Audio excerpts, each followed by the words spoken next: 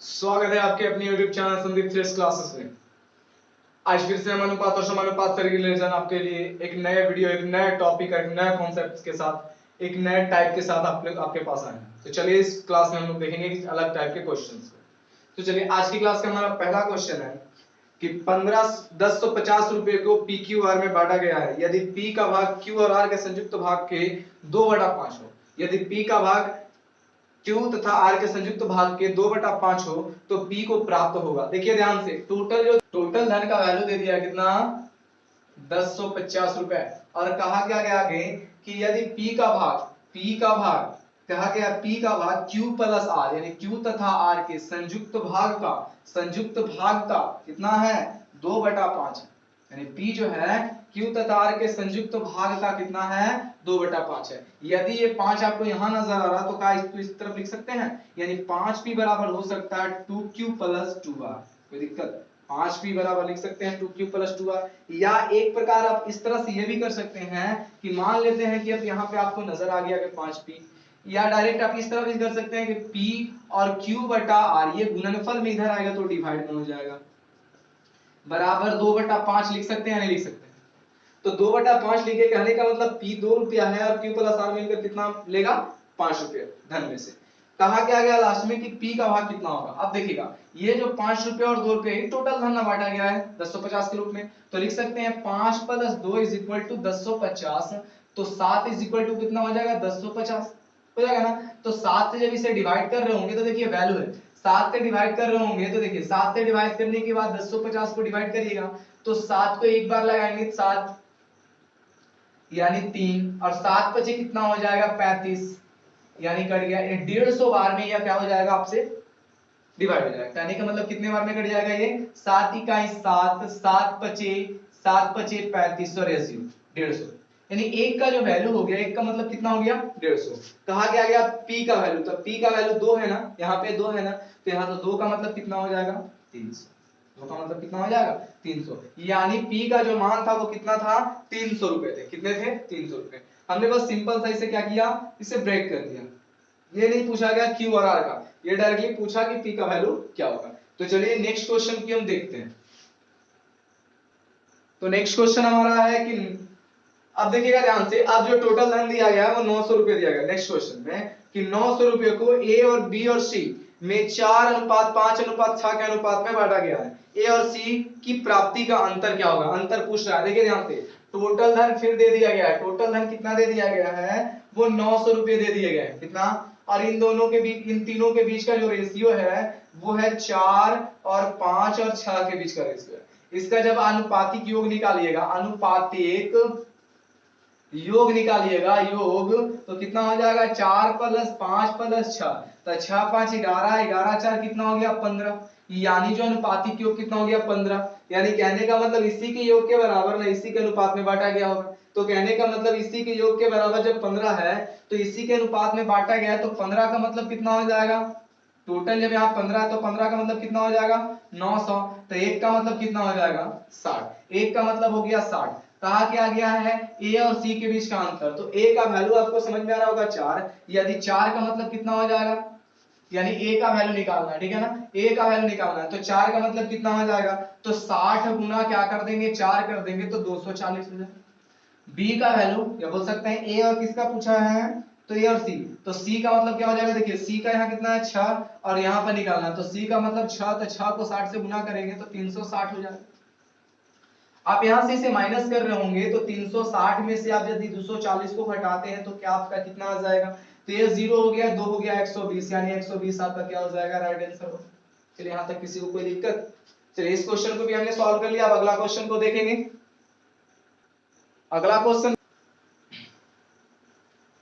तो टोटल धन कितना मानेंगे 53 रुपया। क्वेश्चन कहा गया कि ए बी और सी के बीच में रिलेशन दिया गया, कहा गया कि ए को मिलता है जितना मिलेगा उससे 8 रुपया अधिक बी को जितना मिला उससे 7 रुपया अधिक किसको है, ए को। यदि मान लेते हैं कि एक सी को x मान लेंगे तो इसको 8 रुपया अधिक मिलेगा, तो x प्लस कितना हो गया 8, आई इसको कितना अधिक मिलेगा 7 रुपया और अधिक मिलेगा किससे, बी से, तो ये हो जाएगा x प्लस 8 प्लस कितना हो जाएगा 7, यानी a का जो वैल्यू होगा x प्लस 15, b का वैल्यू हो गया x प्लस 8 और c का वैल्यू हो गया x। कहने का मतलब ये जो टोटल का योग जो हो जाए कितने के बराबर होगा, 53 के बराबर। यानी सबका जो योग होगा कितने के बराबर होगा, 53 के बराबर। तो सबको जोड़ देते हैं, x x x यानी कहने का मतलब 3x 8 और 15 8 कितना हो जाएगा 23, अब बराबर कितना 53, यानी 3x is equal to 53 minus 23, है ना।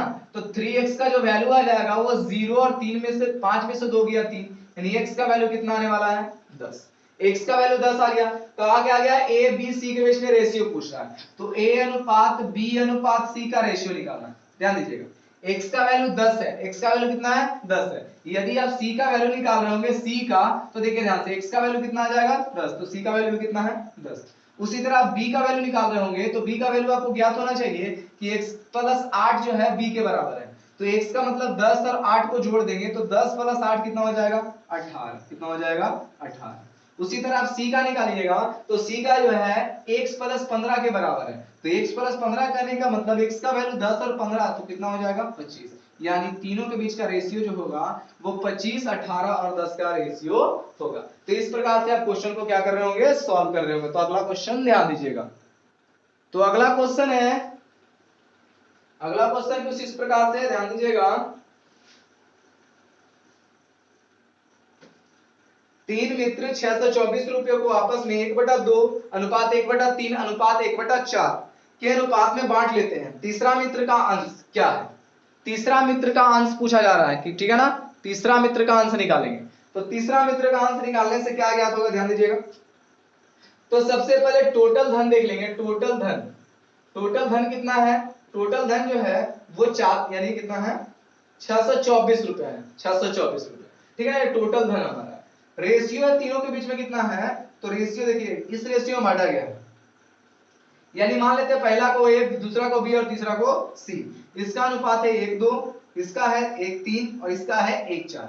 यदि सिर्फ आप a का वैल्यू निकालना चाहें, यदि आप a का वैल्यू निकालना चाहें तो क्या बताए थे, ऊपर वाले को जिसका निकालना है उसके ऊपर वाले को बाकी के नीचे वाले को, तो 4 में 3 से गुना करेंगे 12 और 12 में 1 गुना करेंगे तो कितना हो जाएगा 12। b का निकालना है तो ऊपर वाले को इसके ऊपर वाले को बाकी के नीचे वाले को, तो 4 में 2 से गुना करेंगे 8 और 8 में 1 को गुना करेंगे तो कितना हो गया 8। उसी तरह इसके ऊपर वाले को बाकी के नीचे वाले को 3 दूना 6 और 1 में गुना करेंगे कितना 6। यानी ये जो है वो एबीसी का एक्यूरेट वैल्यू है, वो तो फ्रैक्शनल वैल्यू था, एबीसी का एक्यूरेट वैल्यू। तो यहां से आप क्या कर सकते हैं, इसी का योग कितने के बराबर होगा 624 के बराबर, तो इसी का योग कर देते कितने के बराबर 624, तो 12 8 20 और 6 कितना हो गया 12 8 20 और 6 कितना हो गया 26, 26 बराबर जो हो जाएगा 624, 26 किसके बराबर हो जाएगा 624 के। यहां से ध्यान दीजिएगा तो कितना हो जाएगा 26 में आप डिवाइड कर रहे होंगे 624 को, तो एक दो बार में कटेगा 26 दूना 52 और 10 हो जाएगा 52 और 10 यहां पर जोड़िएगा तो देखिए जैसे आप इसे काट रहे होंगे तो कुछ इस प्रकार से 26 दूना 52 और 4 से गुणा करिएगा तो 104, यानी ये कटेगा कितने बार में 24 बार में, एक का मतलब कितना हो गया 24, कोई दिक्कत, एक का मतलब 24। अब उसी प्रकार कहा क्या गया है कि तीसरे मित्र को, तो तीसरे मित्र हमारा यही ना है, तीसरा मित्र तो ये है, तो ये को इसको हिस्सा ये मिला था, तो 6 का मतलब कितना हो गया 24 में 6 से गुना करेंगे तो 24 दूना 48, यानी कहने का मतलब है कि 24 में जैसे 6 से गुना करेंगे तो 24 दूना 48, 24 या 72, 72 दूना 144, कोई दिक्कत, ये आपका राइट आंसर आने वाला है 144 रुपए। आप इसे गुना करके देखना चाहे तो देख सकते हैं, 24 में 6 से 6 चक 24, 6 दूना 12 दूना 24। इस प्रकार से आप चीजों को ज्ञात कर सकते हैं। तो चलिए अगला क्वेश्चन पे ध्यान दीजिएगा। क्वेश्चन हमारा है कि 2430 रुपए, अगला क्वेश्चन है 2430 रुपए को 3 व्यक्तियों में इस तरह वितरण किया गया है कि यदि एक उनके अंशों को 5 रुपए 10 रुपए एवं 15 रुपए क्रमशः हस्तांतरित किया जाए, यानी घटाया है, तो सब अवशेषों का जो अनुपात होगा 3 4 और 5 का अनुपात होगा, तो सी का अंश क्या होगा। ध्यान दीजिएगा, टोटल जो धन है, यहां पर भी टोटल जो धन है वो कितना है 2430 रुपए, ठीक है ना। अब कहा गया कि इनके अंशों में से ए में से बी में से और सी में से, ए में से कितना घटाया गया 5 रुपए, बी में से 10 रुपए और सी में से 15 रुपए, यानी टोटल कितना हासिल किया गया तो 30 रुपए हासिल किया गया। तो यहां से जब घटाएंगे इसको 24 तो 30 में से 30 को घटाएंगे तो क्या ये 24 तो नहीं आएगा। ये हमारा अवशेष है, कहने का मतलब अवशेष यही है ना, 30 घटा देंगे तो अब जो बचा है बस यही है। अब कहा गया है कि अवशेषों का अनुपात, अवशेषों का अनुपात है 3, 4 और 5। अब देखिए अवशेषों का अनुपात दिया गया है, अनुपात दिया गया है कितना, 3, 4 और 5। यहां से आप योग निकालेगा, अनुपातिक योग निकालेगा तो 5, 4, 9, 3 कितना हो जाएगा 12, यानी 12 का मतलब कितना हो जाएगा, ये भी तो अवशेष आना बचा हुआ। तो यहाँ जो 12 आया वही किसके बराबर हो गया होगा, 2400 के बराबर हो गया होगा। तो एक का मतलब कितना हो गया होगा 200, एक का मतलब कितना हो गया 200। तो देखकर 12 दूना 24, तो एक का मतलब कितना हो गया 200। अब कहा गया सी का अंश क्या होगा, तो ध्यान दीजिएगा यहाँ पर सी, तो सी का अंश करने का मतलब, तो सी 1 बराबर 200 तो 5 बराबर कितना हो जाएगा 1000। तो ध्यान दीजिए ए का अंश बोला है, सी का अंश क्या होगा, है ना। तो यहां से जैसे आप निकाल दें कि 5 का मतलब 1000, तो 5 का मतलब 1000, तो ये जो सी का अंश नहीं है अवशेष का अंश आया, किसका आया अवशेष का अंश। हमें पूरा का पूरा सी का अंश पूछ रहा है, तो ये अवशेषों का अंश है। तो टोटल जो हमारा सी का अंश होगा, टोटल जो सी का वैल्यू होगा कितने के बराबर होगा 1000। तो यहाँ पे है और सी में से कितना घटाया गया है, तो सी में से देखिए 15 रुपए घटाए गए हैं, तो 15 और जोड़ देंगे तो 1015 इसका क्या हो जाएगा राइट आंसर होगा। कोई दिक्कत यहां तक। चलिए अगला क्वेश्चन पे ध्यान दीजिएगा। चलिए अगला क्वेश्चन है, थोड़ा इंटरेस्टिंग क्वेश्चन है, ध्यान दीजिएगा। एक धनराशि को दो भागों में इस प्रकार बांटा गया है कि एक भाग का तिगुना दूसरे भाग के 10 गुने के साथ जोड़ने पर, एक भाग का तिगुना दूसरे भाग के 10 गुने के साथ जोड़ने पर संपूर्ण भाग 7 गुने के बराबर हो जाता है। देखिए ध्यान, संपूर्ण भाग के 7 गुने के बराबर हो जाता है। यानी मान लेंगे कि हमारा पहला जो भाग है, पहला भाग है वो x है, दूसरा भाग कितना है, तो दूसरा भाग मान लेंगे हम लोग y मान लेंगे। अब जो क्वेश्चन कहता है उसके थ्रू चलते हैं। तो कहा गया पहले भाग का तिगुना यानी x का 3 गुना, तो कहना मतलब 3x, और दूसरे भाग के 10 गुणे का योग, योग करने का मतलब 10y का योग संपूर्ण भाग के, तो संपूर्ण भाग कितना है x है और दूसरा है y है, तो संपूर्ण भाग के 7 गुणे के बराबर हो जाता है। बस इसे सॉल्व करना है। 3x + 10y = 7x + 7y। यहां से x और y का रिलेशन निकालेंगे तो 3x, ये 7x है ना, माइनस में 7y हो जाएगा, सॉरी 7x इधर हो जाएगा। अब यहां ध्यान दीजिएगा 7y माइनस में कितना हो जाएगा 10y हो जाएगा। अब यहां से निकालिएगा तो कितना आ जाएगा -4x = -3y, माइनस से माइनस कट जाएगा तो x और y का जो वैल्यू आएगा, x और y का जो वैल्यू आएगा वो कुछ इस प्रकार से आ जाएगा, 7 बटा कितना आ जाएगा, सॉरी माइनस से माइनस कट गया तो x और y का जो वैल्यू आ जाएगा वो 3/4। यहां से x और y का हम लोग वैल्यू निकाले, कितना निकाल लिया 3/4 निकाल लिया। x और y का वैल्यू आ गया 3/4। x और y का वैल्यू जैसे ही हम लोग 3/4 आया, कहने का मतलब x का वाला x बराबर 3 है, y बराबर 4। अब आगे क्या बोलता है वो देखते हैं। तो भागों का अनुपात क्या होगा, तो भागों का अनुपात तो वही है ना 3/4 आपका राइट आंसर है। चलिए तो अगला क्वेश्चन पे ध्यान देते हैं। एक उत्पाद के दाम, कच्चा माल का मूल्य, श्रम, बंधा एवं लाभ के बीच का अनुपात। देखिए एक उत्पादन किया गया, उसके दाम में देखिए किस प्रकार विभाजित किया गया दाम को। सबसे पहले जो मूल्य है वो कच्चा माल का मूल्य है, कच्चा माल का रेट। उसके बाद दिया गया श्रम यानी जो काम करने वाले श्रमिक है।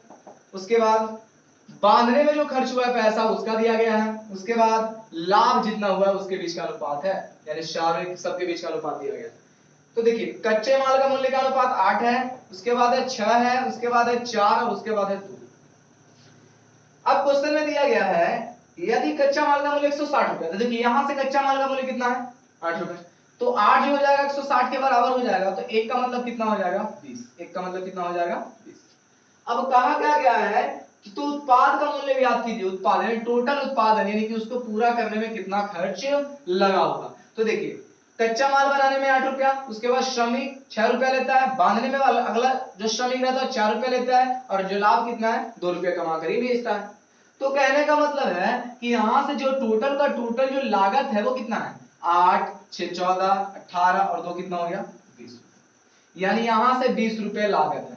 तो एक का मतलब 20, तो 20 का मतलब कितना हो जाएगा 400, 20 का मतलब कितना हो गया 400, यानी 20 को 20 से मल्टीप्लाई करेंगे तो कितना हो जाएगा 400, 400 क्या हो जाएगा आपका राइट आंसर होगा। चलिए अगला क्वेश्चन पे ध्यान दीजिएगा। अगला क्वेश्चन है, देखिए अगला क्वेश्चन पहले जो हम क्वेश्चन को पढ़ रहे थे उसी तरह है। अगला क्वेश्चन पे ध्यान दीजिएगा। 9,000 रुपए की धनराशि एबीसी में 4:5:6 के अनुपात में बांटना है।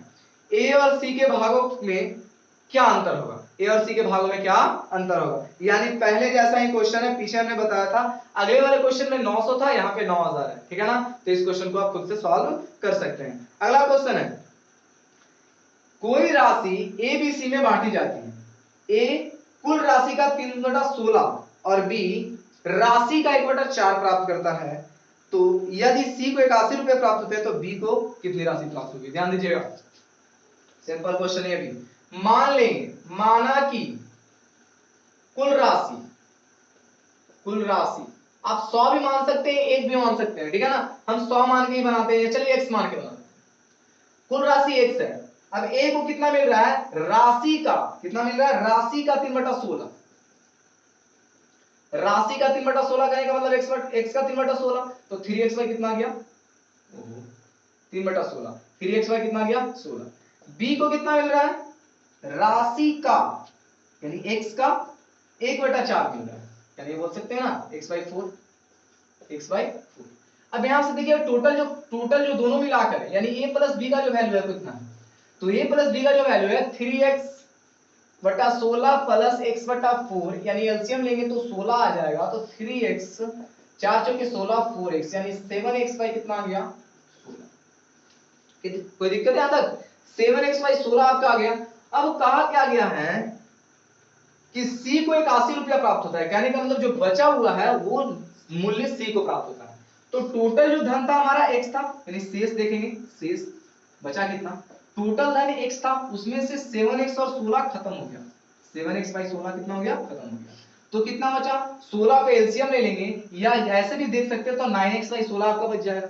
9x/16 बचेगा कि नहीं बचेगा? तो लिख सकते हैं यहां से जब जैसे आप सॉल्व करिएगा तो 16 में से 7 जाएगा 9, तो 9x कितना आ गया? 16। तो 9x/16 आपका बच गया।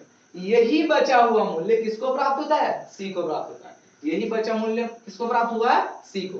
यही क्वेश्चन में बोला गया है कि यदि सी को 81 रुपया मिले, कहने का मतलब कितना कि ये जो 81 रुपया है वो किसके बराबर हो जाएगा? 9x/16 को। तो 81 रुपया किसके बराबर हो जाएगा? 9x/16 बराबर 81। तो इसका मतलब कितना हो जाएगा? 9×9=81। तो x का वैल्यू कितना आ जाएगा? 144 आपका राइट आंसर होगा। कहा क्या गया कि C को यदि 81 रुपया मिलता है, लेकिन बचा हुआ मूल्य ना मिला होगा, तो बचा हुआ मूल्य मिला होगा कहने का मतलब क्या? यहां से हमने शेष निकाला, a प्लस b को इतना मिला, उसमें से टोटल धन हमारा इतना था, जब घटाएं तो हमारा 9x/16 है, तो 9x/16 ही बच गया। अब वही क्वेश्चन में कितना बचा था? 81 रुपया, तो 9x/16 बराबर 81, तो x बराबर कितना आ गया? 144 आपका राइट आंसर होगा। चलिए अगला क्वेश्चन ध्यान दीजिएगा। अगला क्वेश्चन हमारा है, तो ध्यान दीजिएगा अगला क्वेश्चन की तरफ। अगला क्वेश्चन है, एक संपत्ति XYZ में बांटी जाती है। यदि XYZ में बांटी जाती है, x प्लस y को 7400 रुपए, y प्लस z को मिलाकर 9500 रुपए, z और x को मिलाकर 8500 रुपए मिलते हैं, तो y का हिस्सा क्या होगा? जितना सुनने में आपको आसान लगा उतना ही से आसान बना देंगे। ध्यान दीजिएगा, x और y z के बीच में बांटा गया है, x प्लस y का वैल्यू दे दिया गया कितना? 7400। y और z का भी वैल्यू दे दिया गया कितना? 9500। z और x का भी वैल्यू दे दिया गया कितना? 8500। इसे आप ऐड करिए 0 0, यानी यहां कितना हो जाएगा? 5 5 10 4 14, ठीक है ना? एक बचा, 9 8 17 7 कितना हो गया? 25। 9 8 17 7 24, 24 से कितना हो गया? 25। 9 8 17 7 24 1 25, 5 5 10 4 14, ठीक है? यानी 25,400 रुपए हो गए।